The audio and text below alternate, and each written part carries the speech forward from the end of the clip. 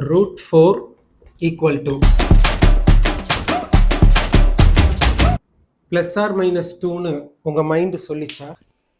Sir ஒரு கேன என்ன சொல்ல சொன்னா என்ன சொல்லிட்டு இருக்க? தப்பு. ஏன்னா √4 வந்து ஒரு பாசிட்டிவ் ரியல் நம்பர். இது 2ஓட ரெப்ரசன்டேஷன். -√4ங்கிறது ஒரு நெகட்டிவ் ரியல் நம்பர். அது -2ஓட ரெப்ரசன்டேஷன்.